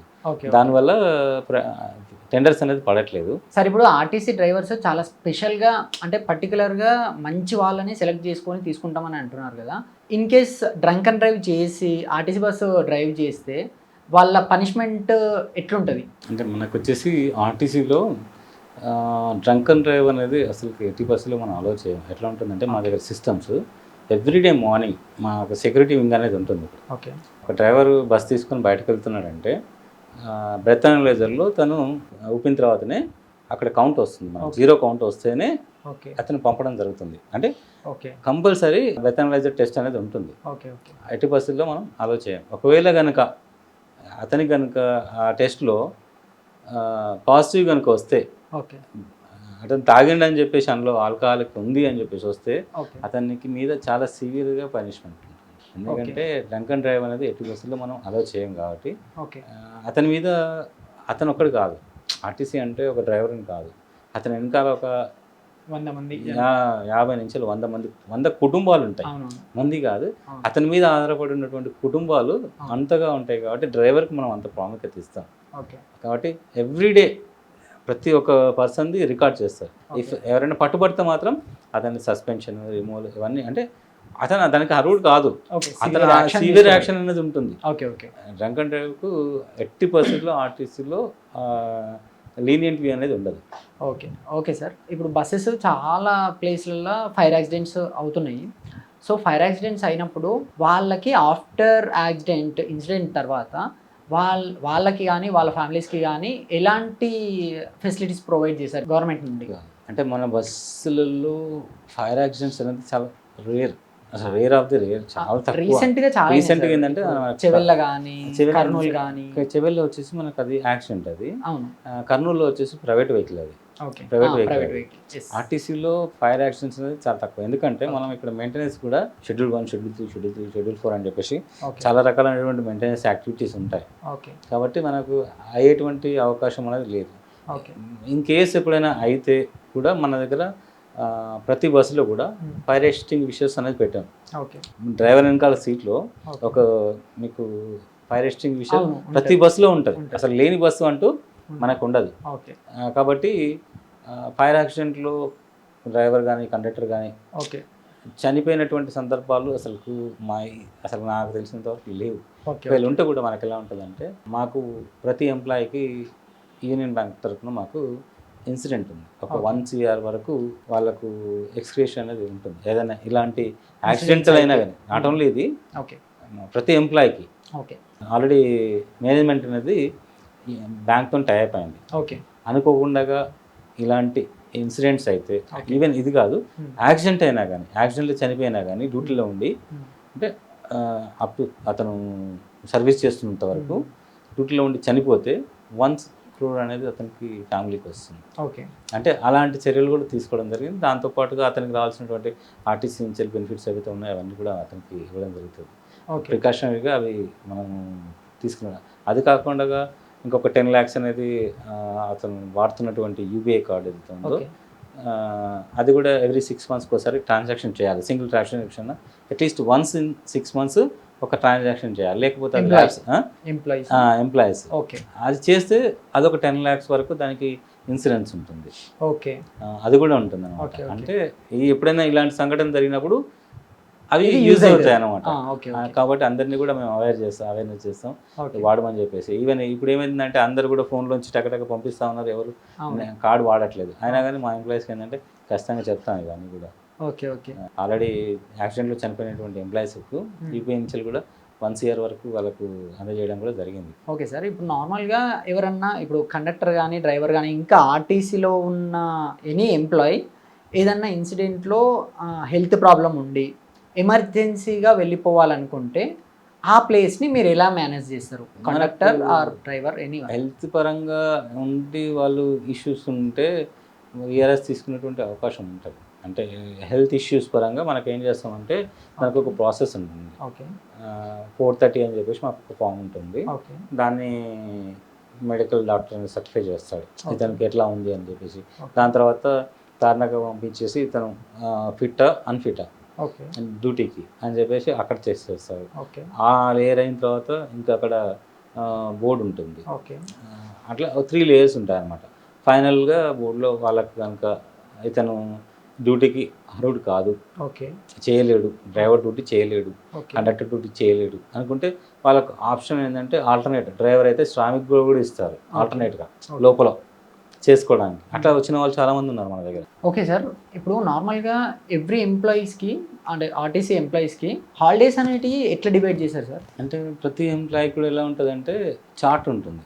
ఓకే. ఒక 6 days చేసిన తర్వాత 7th day అనేది వీక్లీ ఆఫ్ ఉంటుంది. ఓకే. కంపల్సరీ మనకు ఎంటీడబ్ల్యూ యాక్ట్ అనేది ఉంటుంది. యాక్ట్ ప్రకారం మన షెడ్యూల్స్ కూడా దానికి లోబడే చేయాల్సి వస్తుంది. ఒక రోజు ఎన్ని గంటలు చేయాలి, ఒక వారంలో ఎన్ని గంటలు తీసుకోవాలి పని అనేది మనకు ఎంటీడబ్ల్యూ యాక్ట్ అనేది ఉంటుంది. దాని ప్రకారమే అది లోబడే మనం షెడ్యూల్స్ అనేది వేయడం జరుగుతుంది. మనం ఇష్టం వచ్చినట్టుగా వాళ్ళు డే అంతా కూడా తిప్పేసి కంటిన్యూగా తిప్పడానికి లేదు. దానికి లోబడి మనం చట్టాలకు లోబడే పని గంటలు అనేది తీసుకోవడం జరుగుతుంది. ప్రతి వారానికి ఒకసారి వాళ్ళకి వీక్లీ ఆఫ్ అనేది ఇవ్వడం జరుగుతుంది. దాంతోపాటుగా మనకు ప్రత్యేకమైనటువంటి ఫెసిలిటీ కూడా ఉంటుంది, ఎక్కడ లేనటువంటిది. ఒక 12 hours డ్యూటీ వాళ్ళు చేస్తే నెక్స్ట్ డే స్పెషల్ ఆఫ్ ఉంటుంది. అంటే ఎక్కడ కూడా ఉండదు. అంటే ఈ రోజు పూర్తిగా 12 గంటలు పైన డ్యూటీ చేస్తే నెక్స్ట్ డే మళ్ళీ అతను డ్యూటీ చేయాల్సిన అవసరం లేదు. అట్లాంటి ఫెసిలిటీ కూడా ఆర్టీసీలో ఉంది. అంటే ఈ రోజు ఎక్కువ కష్టపడ్డాడు కాబట్టి అని చెప్పేసి రేపు ఒక స్పెషల్గా ఒక ఆఫ్ అన్నమాట. అది వారంలో ఒక రోజే కాదు, ఇలాంటి డ్యూటీ చేసినందుకు కూడా అతనికి తీసుకోవడం ఉంటుంది. దీంతో పాటుగా వాళ్ళకు సిఎల్స్ అనేది ఉంటాయి, ఈఎల్స్ ఉంటాయి, 15 CLs ఉంటాయి ఇయర్లీ, 30 ELs ఉంటాయి.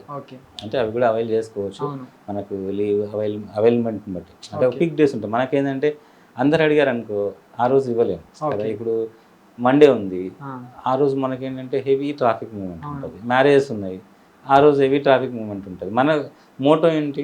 ఫస్ట్ మోటో పబ్లిక్ మనం ఎక్కడ ఇన్కన్వీనియంట్ కాకుండా సేఫ్గా చూసుకోవాలి. అదే టైంలో మన వీళ్ళకి కూడా చూస్తాం, మనకు కూడా ఎంప్లాయీస్కి కూడా వాళ్ళకు కూడా చెప్పడం జరుగుతుంది, ఈ రోజు తీసుకోండి, ఈ రోజు తీసుకోండి అని చెప్పేసి వాళ్ళకు కూడా కన్విన్స్ చేసేసి, లేదంటే ఈ రోజు స్పెషల్ ఆఫ్ చేసుకోండి. ఇంతకుముందు మీకు చెప్పాను కదా, ఒక రోజు నీకు కావాలి, దాని ముందు రోజు స్పెషల్ ఆఫ్ చేసుకుంటే ఆ రోజు వాళ్ళకి ఇంటికాడ ఉండేటువంటి అవకాశం ఉంటుంది. ఎలాంటి లీవ్ పెట్టుకోకుండా ఆ ముందు రోజు డ్యూటీ చేసుకున్నందుకు కానీ ఇంటికాడ ఉండొచ్చు. అట్లాంటి ఫెసిలిటీ కూడా వాళ్ళకు ఉంటుంది.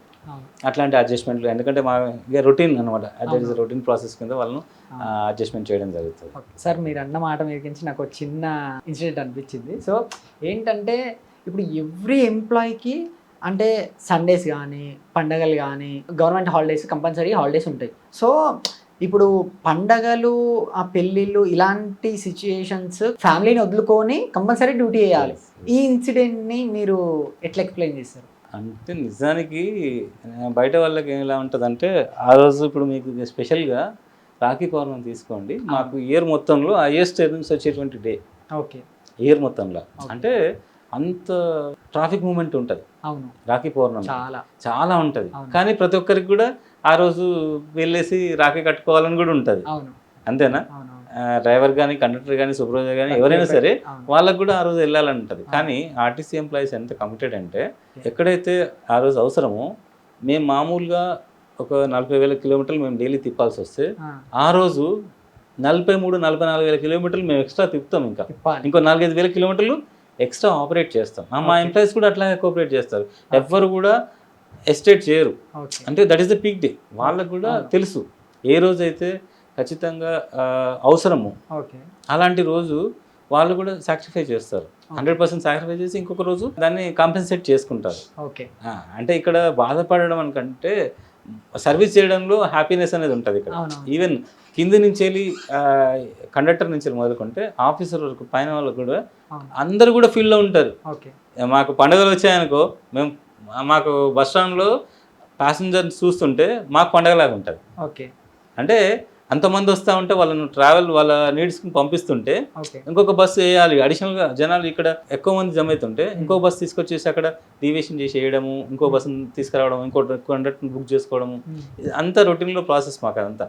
అంటే ఎక్కువ మంది జనాలు పడితే మాకు కూడా అంత ఉత్సాహంగా ఉంటుంది. నిజంగా పండుగ రోజు కూడా అంత లైన్ మీద ఉండి చేస్తారు, అంత కమిటెడ్ చేస్తారు. నిజంగా ఆర్టీసీ ఎంప్లాయీస్ ఏ రోజు కూడా పండుగలప్పుడు మేము ఇంటికాడనే ఉండాలి, చేయాలి అనేటువంటిది కూడా మీరు అన్నట్టు కొంచెం బాధాకరమైన అనిపిస్తుందేమో. కానీ ఆ రోజు మేము ఆపరేట్ చేయకపోతే చాలా మంది సఫర్ అవుతారు. కొన్ని వేల మంది, లక్షల మంది ఆ రోజు సఫర్ అవ్వాల్సి వస్తుంది. ఎందుకంటే మేము అందరికి లీవ్లు ఇచ్చేస్తే రోడ్డు మీద వాళ్ళు చాలా ఇబ్బంది పడాల్సి వస్తుంది. ట్రాన్స్పోర్ట్ అనేది మన బస్సెస్ నుంచే స్టార్ట్ అవుతుంది. వాళ్ళను సాటిస్ఫై చేయాలంటే ఎవరో ఒకరు ఆ రోజు సాక్రిఫై చేయాలి. సాక్రిఫైలో ఆర్టీసీ ఎంప్లాయీస్ నిజంగా ముందు ఉంటారు. 100% అది నిజంగా వాళ్ళకు డ్రైవర్స్ కానీ, కండక్టర్స్ కానీ, మా సూపర్వైజర్స్ కానీ అప్రిషియేట్ చేయాల్సింది ఆ విషయంలో. ఓకే సార్, ఇన్ కేస్లో ఇప్పుడు ఆర్టీసీ డిపోలో ఎప్పుడైనా బస్సు ఎంట్రీ అయ్యేటప్పుడు కానీ, ఇప్పుడు బస్సు లోపలికి వచ్చిన తర్వాత కానీ డిపోలో ఎవరికైనా అంటే లైక్ యాక్సిడెంట్ అయ్యి ఇంజూర్ అవుతే అది ఎవరు తప్పు అవుతుంది? అంటే మనకు డ్రైవర్స్ అనేది మనకు బేసికల్గా ఆర్టీసీలో ట్రైన్ డ్రైవర్స్ ఉంటారు. ఆల్మోస్ట్ మీరు చెప్పినటువంటిది తక్కువ సంఘటనలు జరిగినాయి. చాలా మటుకు యాక్సిడెంట్స్ అనేది అనుకోకుండా జరిగేది. యాక్సిడెంట్స్లో ఎక్కువ మటుకు తీసుకుంటే జరిగేటువంటి 2 వీలర్స్ ద్వారా జరుగుతూ ఉంటాయి. మోస్ట్ ఆఫ్ ది యాక్సిడెంట్స్ 2 వీలర్స్తో జరుగుతుంది. ఇంకొకటి ఏంటంటే ఆర్టీసీ ప్రతి 1,00,000 కిలోమీటర్లకు మేము పర్సంటేజ్ అనేది తీసుకోవడం జరుగుతుంది. ఓవరాల్గా ఇండియాలో తీసుకుంటే ఆర్టీసీలో 0.06 నుంచి 0.8 వరకు మాత్రమే యాక్సిడెంట్ రేట్ అనేది ఉంటుంది. అంటే అంత తక్కువ యాక్సిడెంట్స్ అనేది మనము నమోదు చేయడం జరుగుతూ ఉందన్నమాట. అంటే డైలీ కొన్ని లక్షల కిలోమీటర్లు ఆర్టీసీ తిరుగుతున్నా కానీ అయ్యేటువంటి యాక్సిడెంట్లు చాలా మినిమం. అంటే 0.06 అంటే కొన్ని లక్షల కిలోమీటర్లు తిరుగుతాయని తప్పితే ఆ పాయింట్ అది రాదు అనమాట. మనకు అంత పర్సెంటేజ్ తక్కువగా ఉంది. నిజానికి ఆర్టీసీలో మనము ఒక డ్రైవర్ని తీసుకోవాలనుకుంటే ముందుగా వాళ్ళకు టెస్ట్ పెట్టడం జరుగుతుంది. ఫస్ట్ 1.5 ఇయర్ హెవీ లైసెన్స్ ఉన్నటువంటి డ్రైవర్ని తీసుకుంటాం. డైరెక్ట్గా తీసుకోమని వాళ్ళకు హకంపేటలో జెడ్ఎస్టీసీలో కానీ, ఇంకా వేరే వరంగల్ జెడ్ఎస్టీసీలో కానీ వాళ్ళకి ట్రైనింగ్స్ అనేది ఇవ్వడం జరుగుతుంది. సెలక్షన్ తర్వాత ప్రాసెస్ ఇదంతా ఒక 6 months వాళ్ళకు మొత్తం కంప్లీట్ ట్రైనింగ్ ఇచ్చిన తర్వాత ఆర్టీసీలకు బస్సు ఇవ్వడం జరుగుతుంది అనమాట. మళ్ళీ దాంతోపాటుగా సైమల్టేనియస్గా ఎవ్రీ 6 monthsకి ఒకసారి, 1 yearకి ఒకసారి మళ్ళీ ట్రైనింగ్స్ అనేది ఇస్తూ ఉంటాం. యాక్సిడెంట్స్ అనేది ఎట్లయితాయి, జరగడానికి కారణాలు ఏంటి, మనం తీసుకోవాల్సినటువంటి జాగ్రత్తలు ఏంటి, ఇవన్నీ కూడా వాళ్ళకు క్లియర్గా వాళ్ళకి చెప్పడం జరుగుతూ ఉంటుంది. అందుకనే యాక్సిడెంట్ రేట్ అనేది ఆర్టీసీలో నిజానికి చాలా తక్కువ. కానీ ఒక్కొక్కసారి ఏమవుతుందంటే త్రూఅవుట్ కార్పొరేషన్ ఎక్కడైనా సరే ఒక బస్సు యాక్సిడెంట్ అయిందనుకో, ఆర్టీసీ బస్సు, అది ఏమవుతుందంటే that directly gives the impact of RTC అనమాట. ఒక ఆర్టీసీ బస్సు యాక్సిడెంట్ అయింది అంటారు. అదే మన వేలో ఒక ఆటో యాక్సిడెంట్ అయినా కానీ, ఒక 2 వీలర్ యాక్సిడెంట్ అయినా, కార్ యాక్సిడెంట్ అయినా కానీ అది ఇంపాక్ట్ పడదు. ఎందుకంటే అది ఇండివిజువల్. అది ఇది వచ్చేసి డైరెక్ట్ గవర్నమెంట్ పైన కార్పొరేషన్కు ఇమేజ్ను తీసుకొస్తుంది. ఒక్క సింగిల్ యాక్సిడెంట్ ఎక్కడైనా కానీ అది ఆర్టీసీ అంటారు అది. కాబట్టి అదొకటి ఉంటుంది, కానీ నిజానికి చాలా తక్కువ యాక్సిడెంట్ జరిగేవి మన ఓకే దగ్గర. సార్, నేను అడిగిన క్వశ్చన్కి మీ సమాధానం కరెక్ట్ రాలేదు. ఇప్పుడు ఈ కేసులో డిపోలో బస్ డ్రైవర్కి సరిగ్గా కనబడకనో, ఇన్ కేసులో యాక్సిడెంట్ అయ్యింది, కింద పడ్డాడు, Okay. కొంచెం డ్యామేజ్ అయ్యింది. Hmm. సో ఆ పర్సన్కి ఎవరు బాధ్యులు అవుతారు? ఆ డ్రైవర్ అవుతాడా లేకపోతే ఆర్టీసీ వాళ్ళు అవుతారా? ఆర్టీసీ డ్రైవర్ పైన ముందుగా మనకు ఎఫ్ఐఆర్ అనేది చర్య తీసుకోవడం జరుగుతుంది. ఎందుకంటే ఆర్టీసీ నడపదు కదా, ఓకే ఎవరైతే నడుపుతున్నారో అతని మీద చర్య తీసుకోవడం జరుగుతుంది. అంటే విచారణ అనేది చేస్తారు. మనం ఒక యాక్సిడెంట్ అయిన తర్వాత మనం ఎలా ఉంటుందంటే వెంటనే సూపర్వైజర్ కానీ డిఎం కానీ ప్రతి ఒక్కరు కూడా అటెండ్ అవుతాం ఆ స్పాట్లో. ఆ స్పాట్లో పోలీస్ వాళ్ళు ఎట్లయితే ఇన్వెస్ట్ చేస్తారో మేము కూడా అదే విధంగా ఇన్వెస్ట్ చేస్తాం. చేసి ఫాల్ట్ ఎవరిది, యాక్చువల్ నిజానికి ఫాల్ట్ ఎవరిది అని చెప్పేసి అవతల వైపు వాళ్ళదా డ్రైవర్గా. ఒకవేళ డ్రైవర్ ఉన్నారనుకో అతనికి ఇమీడియట్గా ఛార్జ్ షీట్ ఇచ్చేసి ఏ విధమైనటువంటి ఛార్జెస్ వల్ల అతను ర్యాష్ అండ్ నెగ్లిజెన్స్ డ్రైవింగా, ఓవర్ స్పీడింగా, లేకుంటే ల్యాక్ ఆఫ్ యాంటిసిపేషనా, అంటే చూసుకోకపోవడం, చిన్నదే కావచ్చు, స్పీడ్ తక్కువ ఉండొచ్చు కానీ గమనించకపోవడం వల్ల that is lack of anticipation. అంటే అట్లా జరుగుతున్నటువంటి యాక్సిడెంట్ని మనం ఛార్జెస్ అనేది ఫ్రేమ్ చేస్తాం. అందులో ఫ్రేమ్ చేసిన దాని ప్రకారం అతని మీద యాక్షన్ అనేది తీసుకోవడం ఉంటుంది. చాలా మటుకు ఆర్టీసీలో యాక్సిడెంట్స్ మీద పనిష్మెంట్స్ ఉంటాయి. ఎందుకంటే ఫస్ట్ ఆర్టీసీ అంటేనే సురక్షితమైనటువంటిది. అందులో ఎవరైనా తప్పు చేస్తే ఫస్ట్ వాళ్ళ మీద మనం పనిష్మెంట్స్ అనేది కూడా అట్లాగే సివియర్గా ఉంటాయి. ఎందుకంటే మనం ఇచ్చేది సేఫ్టీ కోసం. అతని మీద ఒక్కోసారి సస్పెన్షన్ ఉంటుంది, చాలా మటుకు రిమూవల్ అయిన వాళ్ళు ఉంటారు. ఎందుకంటే లైఫ్ అనేది పోయినప్పుడు అతను తీసుకురాలేడు కాబట్టి పనిష్మెంట్ అనేది ఉంటుంది. ఓకే సార్, ఆర్టీసీ బస్సెస్లో లగేజెస్ కానీ బాక్సెస్ కానీ ఇంకా ఇంకేమైనా పెద్ద పెద్ద ఏమైనా మూటలు కానీ అలాంటివి తీసుకెళ్ళడానికి ఎంతవరకు మనకు పర్మిషన్ ఉంది? ఎక్కువ తీసుకెళ్తే ఛార్జెస్ ఏమైనా అప్లై అవుతాయా? మనకేంటంటే 25 kgs ఒక పర్సన్కి 25 kgs వరకు తీసుకెళ్ళడానికి పర్మిసిబుల్ ఉన్నది అతనితో పాటు. కానీ పర్సన్ లేకుండా తీసుకెళ్ళడానికి లేదు. ఇప్పుడు మీరున్నారు విత్ పర్సన్ అయితే తీసుకెళ్ళచ్చు. మీరు ట్రావెల్ చేయట్లేదు అనుకో లగేజ్ వెళ్ళాలి. చాలా మందికి ఏంటంటే ఒక దగ్గర నుంచి ఒక దగ్గర లగేజ్ పంపించేటువంటి అవకాశం ఉంటుంది. అలాంటప్పుడు ఏంటంటే మనకు కార్గో ఫెసిలిటీ అనేది ఉంది. కార్గోలో బుక్ చేసుకుంటే ఎక్కడి నుంచి ఎక్కడికైనా మనకు పంపించేటువంటి అవకాశం ఉంటుంది. ఆ ఎండ్లో వాళ్ళు తీసుకుంటారు, అక్కడ రిసీవర్ కూడా ఉంటారు, అది క్లోజ్ చేస్తారు. కాబట్టి అంతకంటే ఎక్కువైతే ఒకవేళ పర్సన్ ఉంటే లగేజ్ టికెట్స్ అనేది ఉంటుంది, వాళ్ళతో పాటు ఉంటే లగేజ్ టికెట్ అది ఎంతైతే అప్లికేబుల్ ఉంటుందో ఆ డిస్టెన్స్కు ఆటోమేటిక్గా మా సిస్టంలో ఫీడ్ అయి ఉంటుంది. ఎన్ని కిలోమీటర్లకు ఎంత వెయిట్ అనేది ఆటోమేటిక్గా మనకు సిస్టంలో వచ్చేస్తుంది. దాని ప్రకారం లగేజ్ టికెట్ చేయగానే ఇష్యూస్ అనేది ఏం రావు. అసలు ఇప్పటివరకు కూడా లగేజ్ సంబంధించినటువంటి ఇష్యూస్ ఎన్నడూ కూడా నోటిఫై కాలేదు. అక్కడ కార్గో వచ్చాక చాలా మంది హెవీ లగేజ్ ఉందనుకో ముందు వాళ్ళే అక్కడ బుక్ చేసుకుంటున్నారు. అది ఈజీ అయిపోయింది, చాలా కన్వీనియంట్, అంటే చాలా కన్వీనియంట్ అయిపోయింది. అందరికీ నాలెడ్జ్ వచ్చింది. ఎందుకంటే బస్సు పోలేనటువంటి దాదాపు ఉండదు మన మేజర్ టౌన్స్ అన్నిటికీ కూడా. ఓకే సార్, ఇప్పుడు మన ఆర్టీసీ డీజిల్ బస్సెస్ కాకుండా ఇప్పుడు ఈవీ బస్సెస్ అని ఇప్పుడు కొత్తగా రన్ అవుతున్నాయి. సో వాటి గురించి ఏం చెప్తారు మీరు? అంటే ఈవీ బస్సెస్ అనేది మనకు ఒకటి సెంట్రల్ పాలసీ. అదేంటంటే మనకు ఆల్మోస్ట్ త్రూఅవుట్ నేషన్లో చాలా ఆర్టీసీలో ఈవీ బస్సెస్ అనేది తీసుకోవాలి. ఆర్టీసీ అని కాదు, ఈవెన్ ప్రైవేట్ వెహికల్స్ కూడా ఈవీకి తీసుకోవాల్సిందే. ఎందుకంటే మీరు ఇప్పుడు చూసారు, ఈ మధ్య కాలంలో మనం చూస్తున్నది పొల్యూషన్, ఇరాన్కు మరియు అమెరికాకు యుద్ధం అవుతుంది. మనకు దానివల్ల ఏమైంది, అసలు పెట్రోల్ డీజిల్ అనేటువంటి రానటువంటి పరిస్థితి అయిపోయింది.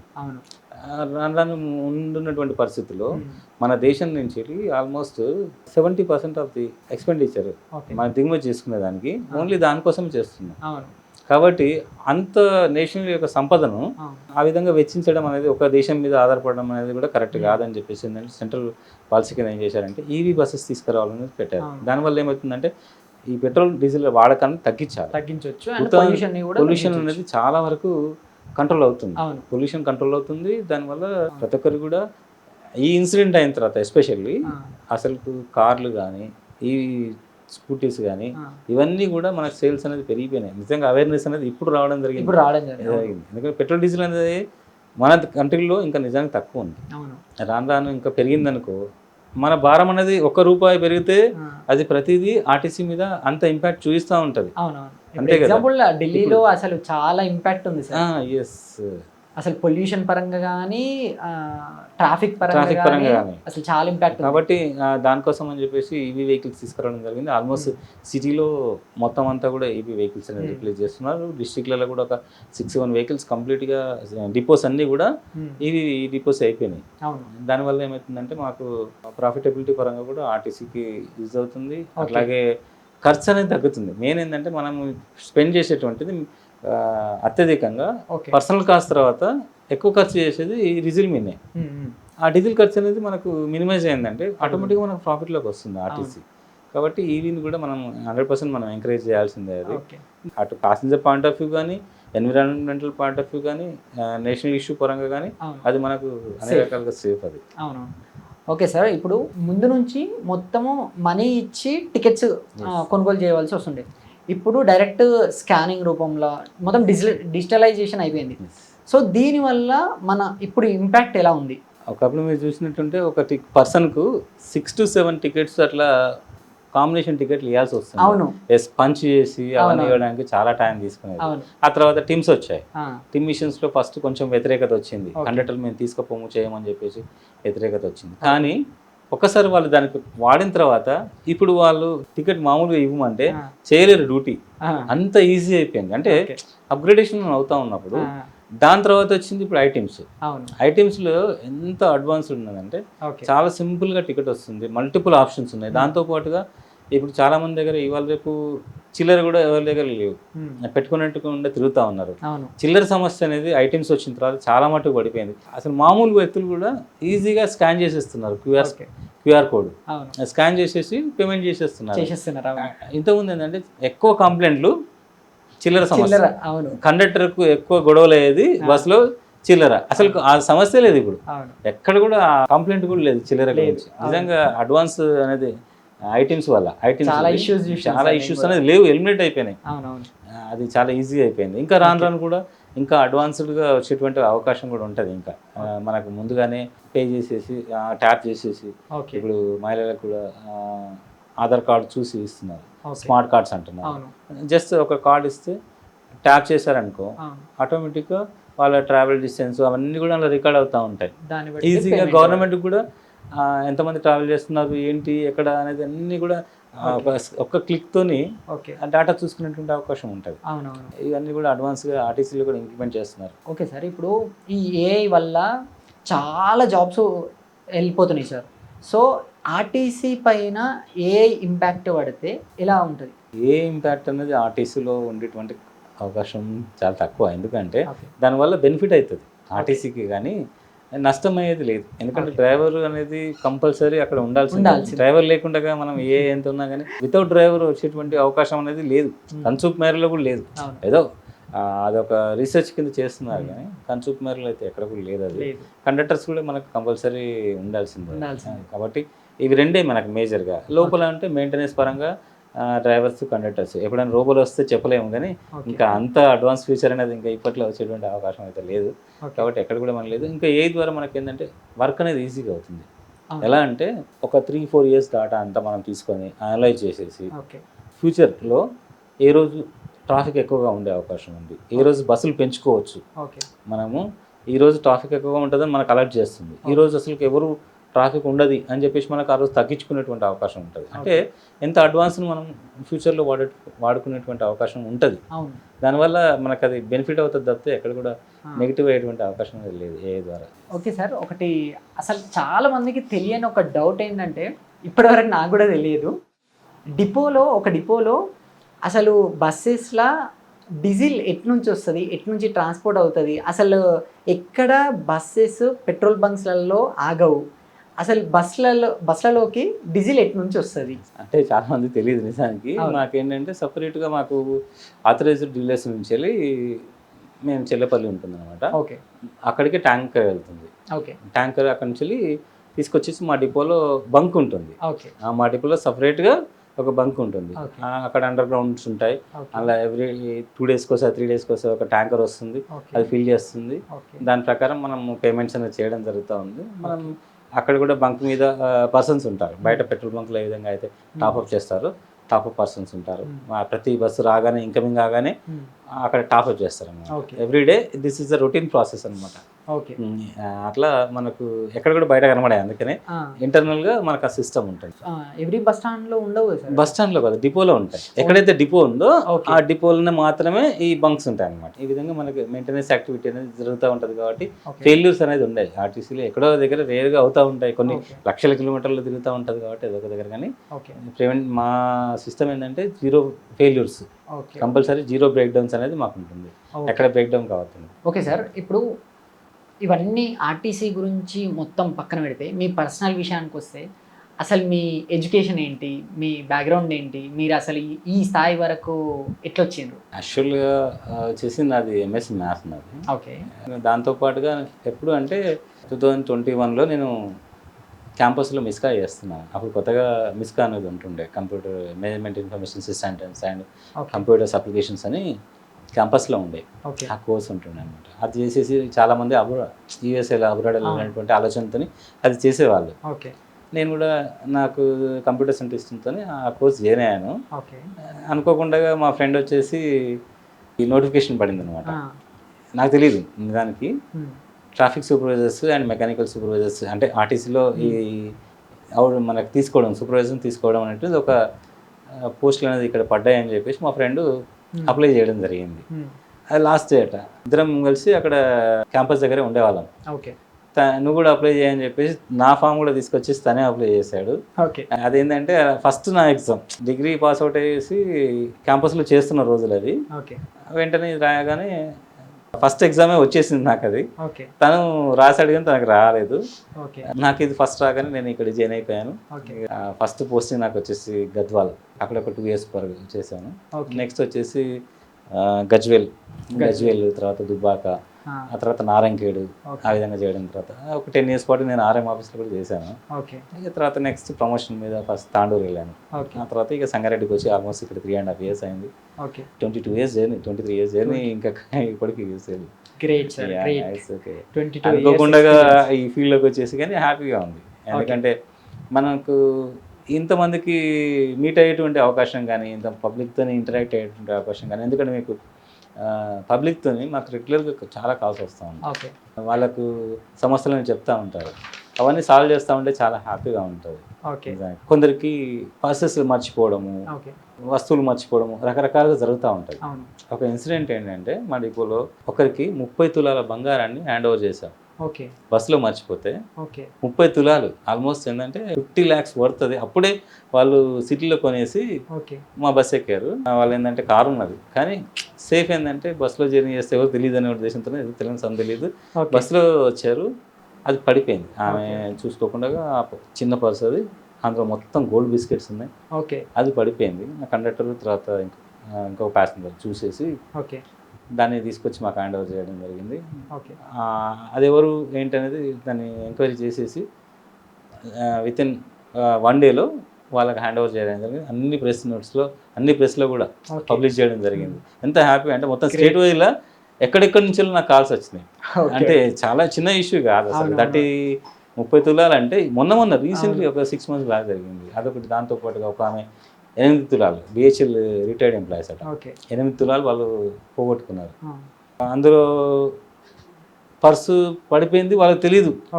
మా డిపోలోకి వచ్చేసింది. ఆ బ్యాగ్ వాళ్ళు సెక్యూరిటీలో హ్యాండ్ ఓవర్ చేశారు. అయితే ఆ బ్యాగ్లో ఉన్నటువంటి బిహెచ్ఎల్ ఎంప్లాయీస్ వాళ్ళ బ్యాగ్లో ఉన్నటువంటి మెడికల్ బుక్ ఉంటుంది కదా, ఆ మెడికల్ బుక్లో ఉన్నటువంటి డీటెయిల్స్ ఆధారంగా మేము చూసి వాళ్ళకి కాల్ చేయడం జరిగింది. ఈ లోపల వాళ్ళు ఏంటంటే పాపం ఏజ్డ్ పీపుల్, రిటైర్డ్ ఎంప్లాయీస్, వాళ్ళకి అసలు ఆ బ్యాగ్ బస్ ఎక్కి మర్చిపోయిన విషయం కూడా తెలియదు. ఇంట్లో చెత్త కుప్పల్లో మొత్తం అంతా వెతుకుతా ఉన్నారట.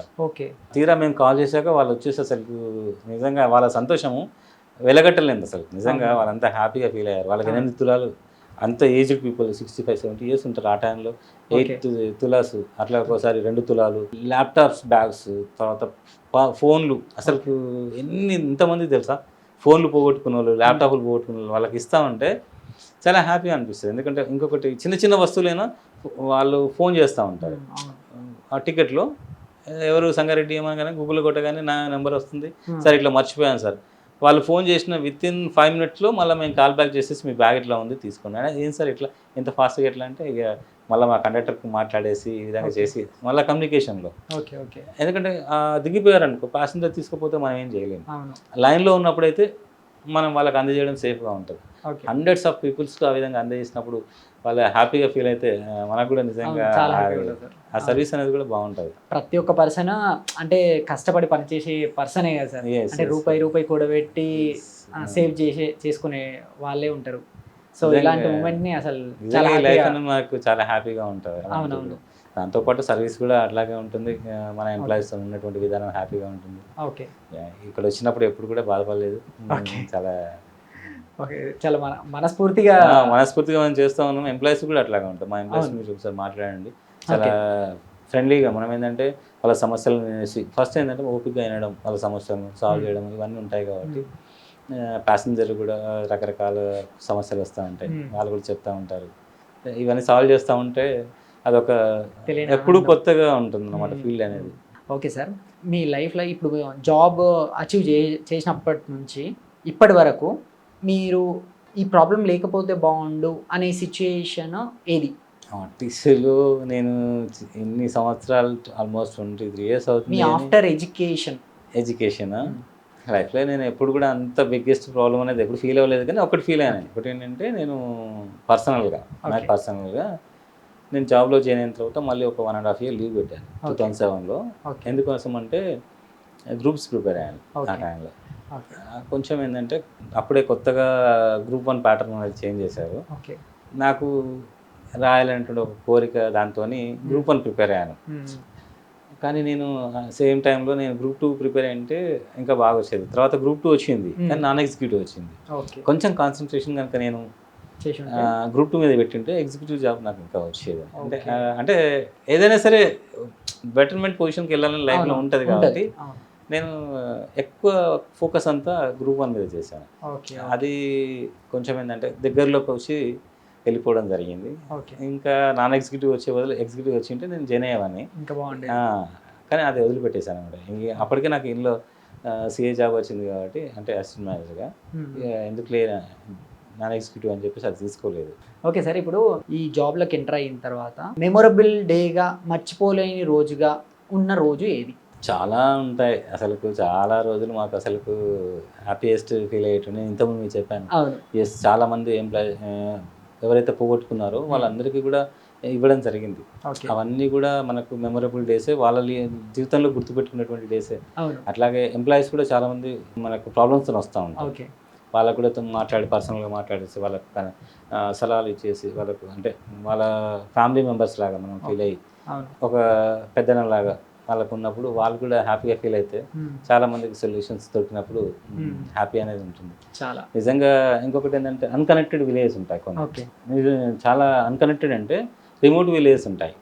అలాంటి విలేజెస్కి మనము కనెక్టివిటీ ఇస్తే ఆ విలేజెస్ మన పట్ల చూపించేటువంటి ఏదైతే ఉంటుందో నిజంగా చాలా ఉంటాయి. నేను వచ్చాక 8 to 9 విలేజెస్ ఆల్మోస్ట్ 20-25 years నుంచి వెళ్ళి కొన్ని విలేజ్కి అయితే అసలు ఎప్పుడు కూడా ఆర్టీసీ బస్ లేదు.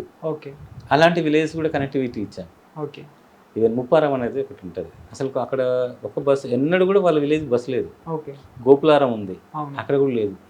ఏటిగడ్డ సంఘం ఉంది, అక్కడ లేదు. వెండికోలు, అక్కడ అసలు బస్సు అనేది లేదు. అంటే వాళ్ళ విలేజ్ వాళ్ళు కూడా ఎప్పుడు కూడా అడగలేదు. తర్వాత బస్సెస్ ఫెసిలిటీ గురించి ఆలోచన లేదు. ఎందుకు వాళ్ళు అడగడం జరిగింది. వెంటనే నేను ఫిజిబిలిటీ చూసాము. అలాంటి విలేజ్ కనెక్టివిటీ ఇచ్చినప్పుడు ఆ పీపుల్ అనేది హ్యాపీ ఫీల్ అవుతారు. మా విలేజ్కి బస్సు వస్తుంది అని. అట్లాంటి విలేజ్ చాలా ఉన్నాయి మనకు అన్కనెక్టివిటీ ఇచ్చినటువంటి విలేజెస్. నేను వచ్చాక 3.5 yearsలో ఆల్మోస్ట్ 8 to 9 విలేజెస్, అంటే ఆ ఎన్ రూట్లో ఉన్నటువంటి విలేజెస్ కూడా వస్తాయి. అంటే ఒక విలేజ్కి ఇస్తున్నా అంటే ఆ ఎన్ రూట్లో కూడా చాలా విలేజ్ కనెక్టివిటీ లేని ఉన్నాయి. అంటే వాళ్ళందరూ కూడా చాలా హ్యాపీ ఫీల్ అయినటువంటి సందర్భాలు ఉన్నాయి. వాళ్ళ విలేజ్కి వెళ్ళేసి అక్కడ ఫ్లాగ్ హోస్టింగ్ చేసేసి బస్ ఇనాగ్రేషన్ చేస్తూ ఉంటే చాలా మంది వాళ్ళ బ్లెస్సింగ్స్ ఇవ్వడం, ఇవన్నీ చాలా హ్యాపీగా ఉంటాయి. ఓకే సార్, ఇప్పుడు ఒక డిపోలో నార్మల్గా ఇప్పుడు సంగారెడ్డి అనేది చాలా పెద్ద డిపో.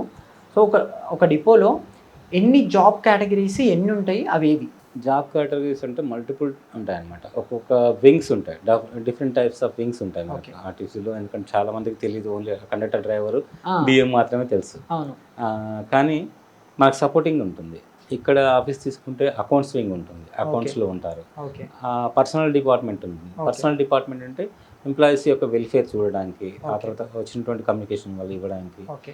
వాళ్ళకు ఇంక్రిమెంట్స్ ఎప్పుడు ఇవ్వాలి ఓకే. అవన్నీ చూడడానికి పర్సనల్ డిపార్ట్మెంట్స్ ఉంటుంది. ఓకే. ఆ తర్వాత వచ్చేసి మనకు ఇంకో సపరేట్గా ఒక వింగ్, మెయింటెనెన్స్ వింగ్ ఉంటుంది. ఓకే. అందులో ఒక సూపర్వైజర్స్ ఉంటారు, సూపర్వైజర్స్ కింద లీడింగ్ హ్యాండ్స్ ఉంటారు. ఆ తర్వాత మెకానిక్లు, శ్రామికులు, హెల్పర్స్, ఆర్టిజన్స్, అంటే డిఫరెంట్ కేటగిరీస్ ఉంటారు. ట్రిమ్మర్ ఉంటుంది, కోచ్ బిల్డర్ ఉంటారు. అంటే లోపల ప్రతి మెయింటెనెన్స్ వర్క్ సంబంధించినటువంటి యాక్టివిటీ చేయడానికి వర్కర్స్ ఉంటారు. ఓకే. అదేవిధంగా బస్సులు నడపడానికి మనకు సూపర్వైజర్స్ ఉంటారు. దాని కింద వాళ్ళు వచ్చేసి రేపటి యొక్క ప్లానింగ్ చేయాలి. ఓకే. బస్సులతో పాటు ఒక కండక్టర్, డ్రైవర్, ఒక రూట్. ఓకే. సపోజ్ ఒక రూట్ మైతక్కాన్ కూడా ఉందనుకో, ఓకే. దానికి రేపు ఎవరు రావాలి, ఏ కండక్టర్ రావాలి, ఏ డ్రైవర్ రావాలి అనేది ఈరోజు మనం ప్లాన్ చేసుకుంటాం. ఓకే. అది చేయడానికి బుకింగ్ వాళ్ళు ఉంటారు. ఓకే. ఆ విధంగా ప్లాన్ చేసిన తర్వాత next day okay. Chart controllers ఉంటారు అన్నమాట. వాళ్ళంతా కూడా ఆ రూట్ ప్రకారం పంపడం, ఒకవేళ ఎమర్జెన్సీలో ఎవరైనా రాకపోతే ఇంకో డ్రైవర్ని అరేంజ్ చేయడం, కండక్టర్ని అరేంజ్ చేయడము, ఇలాంటివన్నీ కూడా డ్యూటీస్ ఉంటాయి. అంటే మల్టిపుల్ వింగ్స్ ఉండి అందరి కోఆర్డినేషన్తో ఎవ్రీడే మనకు ఆపరేషన్ అనేది చేయడం జరుగుతూ ఉంటుంది. ఓకే సార్, ఇప్పుడు నేను నార్మల్గా కండక్టర్, డ్రైవర్ జాబ్స్ గురించి మాత్రమే మీరు డీటెయిల్ ఇన్ఫార్మ్ చేసిండ్రు. వీటన్ని జాబ్స్కి అప్లై చేసుకోవాలంటే మనకు ఎడ్యుకేషన్ బ్యాక్గ్రౌండ్ ఎంతవరకు ఉండాలి సార్? అంటే మనకు వచ్చేసి నేను జైన్ అనేది యాజ్ ఎ ట్రాఫిక్ సూపర్వైజర్ అన్నమాట. ట్రాఫిక్ సూపర్వైజర్ అప్పుడు అలాంటి పోస్టులు కూడా మొన్న పడ్డాయి. మెకానికల్ సూపర్వైజర్స్ అనేది మొన్న పడ్డాయి రీసెంట్లీ. అంటే ఒక డిగ్రీ ఎలిజిబుల్ ఉన్నటువంటి క్యాండిడేట్స్ వచ్చేసి మనకు ట్రాఫిక్ సూపర్వైజర్కి అప్లై చేసుకోవడానికి, మెయింటెనెన్స్ అయితే మెయింటెనెన్స్ సూపర్వైజర్స్. ఆ తర్వాత వాళ్ళు ప్రమోషన్ మీద ఆ విధంగా మెల్లిగా నెక్స్ట్ లెవెల్కి, హైయర్ లెవెల్కి వెళ్తూ ఉంటారు. అదేవిధంగా స్ట్రామిక్ సంబంధించినటువంటి పోస్టులు పడ్డాయి మనం. ఆ తర్వాత స్ట్రామిక్స్ అనేది మెకానిక్గా ఆ విధంగా ప్రమోషన్ మీద డైరెక్ట్గా మెకానిక్ సంబంధించినటువంటి పోస్టులు కూడా ఉంటాయి మనకు, అవి తీసుకుంటాం. జూనియర్ అసిస్టెంట్ పోస్టులు ఉంటాయి, అంటే ఆఫీస్ పరంగా వర్క్ చేయడం కోసం, అవి కూడా పడతా ఉంటాయి. కొన్ని సందర్భాలు ఏంటంటే ఇంటర్నల్గా కండక్టర్స్, డ్రైవర్స్ ఎలిజిబిలిటీని బట్టి వాళ్ళకి టెస్ట్ పెట్టేసి జూనియర్ అసిస్టెంట్గా తీసుకోవడం జరుగుతుంది. డైరెక్ట్గా బయట నుంచి కాకుండా ఉన్నటువంటి కండక్టర్ డ్రైవర్లే 10th క్లాస్ కాకుండా ఇంటర్, డిగ్రీ ఆ విధంగా చదివిన వాళ్ళు చాలామంది ఉంటారు, పీజీ చేసిన వాళ్ళు కూడా ఉన్నారు. బట్ వాళ్ళ ఎలిజిబిలిటీని బట్టి వాళ్ళ ఎగ్జామ్ రాస్తే వాళ్ళకి ఆ పోస్ట్ వస్తుంది. కాబట్టి అలాంటి పోస్టులు అనేది మనం రన్ చేయడం జరుగుతుంది డిపోలో. ఓకే సార్, ఇప్పుడు మీ ఆర్టీసీ డిపోలో మీ డిఎం గారితో కానీ, మీ ఎంప్లాయీస్తో కానీ, మీ మేనేజ్మెంట్తో ఈ కమ్యూనికేషన్ అనేది ఎట్లుంటుంది?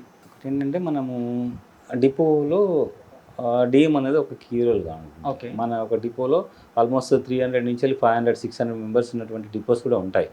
మన డిపోలో తీసుకుంటే 385 మెంబర్స్ వరకు ఉన్నారు ఇక్కడ. మన పైన ఎలా ఉంటుందంటే డిప్టీ ఆర్ఎం, ఈడీ, ఎండి గారు, ఈ విధంగా మనకు అంతా హైరార్కీ అనేది ఉంటుంది.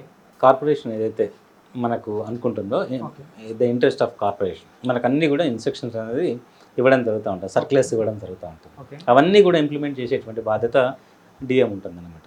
అది ఇంప్లిమెంట్ చేసే టైంలో మనం ఏం చేస్తామంటే ఇక్కడ ఉన్నటువంటి డ్రైవర్స్ను, కండక్టర్స్ను మనం అన్నీ కూడా గేట్ మీటింగ్స్ పెట్టడము, వాళ్ళకి ఎడ్యుకేట్ చేయడము. మాకు వాట్సాప్ గ్రూప్స్ ఉంటాయి, దాని ద్వారా మనం ఏమనుకుంటున్నాం ఏదైనా అల్టిమేట్గా ప్రయాణికులకు మెరుగైనటువంటి సౌకర్యం. మనకు అంటే వాళ్ళకి తెలియనటువంటి విషయాలు ఇంటర్నల్గా చాలా జరుగుతూ ఉంటాయి. కానీ ఆ ఇన్స్ట్రక్షన్స్ అనేది మేము ఇక్కడ పాస్ ఆన్ చేయడానికి మా కమ్యూనికేషన్ వ్యవస్థ అనేది ఉంటుంది. అందులో డిఎం అనేది కీ రోల్గా ఉంటుంది అనమాట. ముఖ్యంగా ఏంటంటే ప్రతి ఎంప్లాయీని కన్ఫర్మ్లో తీసుకొని వాళ్ళతో మాట్లాడడం, గేట్ మీటింగ్స్ పెట్టడం, ఆ విధంగా చేయడం జరుగుతుంది. ముఖ్యంగా డిఎం అనేది ఒక మంచి ఐఆర్ అంటే industrial relation, PR public relation, ఇవన్నీ కూడా మెయింటైన్ చేయాల్సిన అవసరం ఉంటుంది ఒక డిఎంగా. ఇక్కడ ఆ విధంగా మంచి ఉంటేనే ఎక్కడ ఎలాంటి సమస్య లేకుండా మనం చేయవచ్చు. లేదనుకో మనం మాట్లాడే విధానం సరి లేకున్నా, వాళ్ళతో క్రూతో మన కండక్టర్స్ డ్రైవర్స్ బిహేవియర్ సరి లేకున్నా ఇష్యూస్ అనేది రావడం జరుగుతూ ఉంటుంది చాలా. కాబట్టి మనం ఏంటంటే వాళ్ళందరినీ కూడా మన మీద నమ్మకం ఉంచుకోవాలి, వాళ్ళ మీద మనం నమ్మకం పెట్టాలి. ఒక టీం వర్క్ లాగా చేస్తేనే రిజల్ట్స్ అనేది వస్తాయి.